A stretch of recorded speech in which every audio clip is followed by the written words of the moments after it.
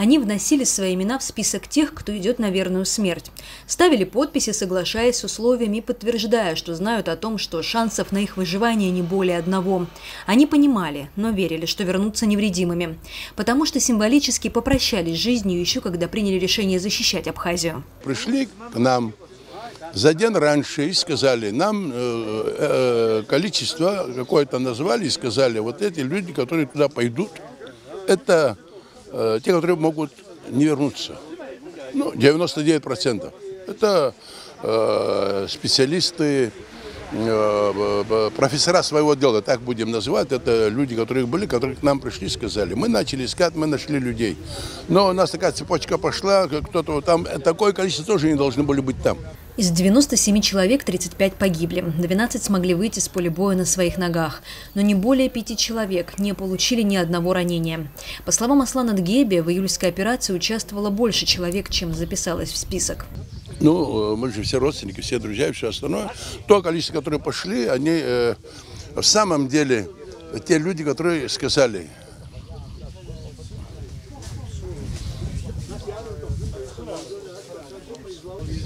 мы должны быть там. Они это и сделали. Сделали для того, чтобы двигались другие подразделения, которые шли с верхней части по верхней части нашей страны. А здесь надо было плацдарм, и задача была выполнена на все 100. То есть все, которые перешли туда,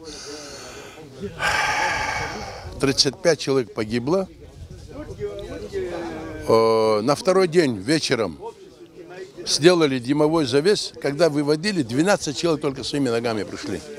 Командовал батальоном Заур Саманба. Он первым вышел у линии фронта и запустил машины для обезвреживания мин. Но даже тут пришлось столкнуться с трудностями. Не все бойцы могли справиться со страхом. Приходилось брать на себя и их работу. Вот здесь один стоял, и внизу стоял мины, чтобы брать. Я один запустил внизу, и наверх поднимаюсь, а ключ у кого был, молодой парень, он и ключ забыл, и все забыл.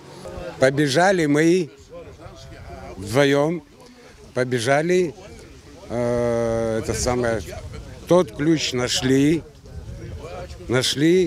принесли и запустили вот этот второй миноубиратель, или как это называется, я не знаю. Ну, факт то, что этого человека видел я в здании. О том, что нужно стать приманкой для противника, бойцы узнали за день до операции.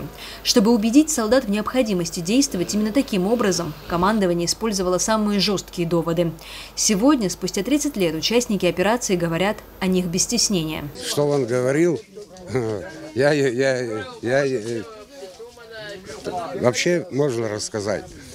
Вы что, чеченцы и казаки возьмут город Сухум, вы на их могилах будете мандарин сажать. Что, хотите, чтобы чеченцы и казаки взяли город Сухум? Он не ласковое слово сказал, но если живой, дай ему памяти. Он утверждал и то, что для успешного проведения операции бойцам необходимо выйти на мост в светлое время суток. Но непосредственное командование не допустило, чтобы солдаты вышли на обозрение противника средь бела дня. Полковник приехал, поднялись, и он говорит, среди белого дня заходите на мост. Ну, мы позвонили Виталику Смыр. Виталик Смыр говорит, ни в коем случае Ни в коем случае. Мы 2 часа, мы скажем, когда пойти. Заур Саманба в ходе этой операции получил серьезное ранение. Его спасли товарищи, туго забинтовав живот и не допустив тем самым кровопотери. Роман Отрба так туго наложил повязку, что врачи шутили, говоря о том, чтобы он сам пришел и развязал его. Романа в списке смертников не было. По его словам, он был всегда чуть в стороне, но рядом со своей снайперской винтовкой. Я просто отношения не имел, но я с ними все время ходил. Но охранял женщин. Особенно женщинам. Мужиков нет. Мужики, потому что они страдали. А женщин нет. Вот одна инвалид, второй. Медсестры, которые участвовали в июльской операции на Гумисте, выполняли самую тяжелую работу. Им приходилось на себе выносить с поля боя мужчин. Они не помнят, сколько человек спасли, но каждый, кого они не сумели довести до госпиталя живым, прочно закрепился в их памяти. Не удалось мне спасти, я даже очень сильно плакала. Джанджгава Саша, я его перетащила вот от наших окопов до вот этой полянки внизу.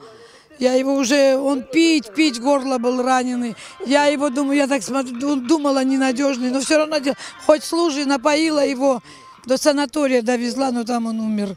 Я часто вспоминаю его и говорю, очень жалко, что не сумела его спасти. Каждый год в день июльской операции участники собираются здесь. И единственное, чего они хотят и желают друг другу – долго жить. Хочется жить. И мы хотим. Каждый.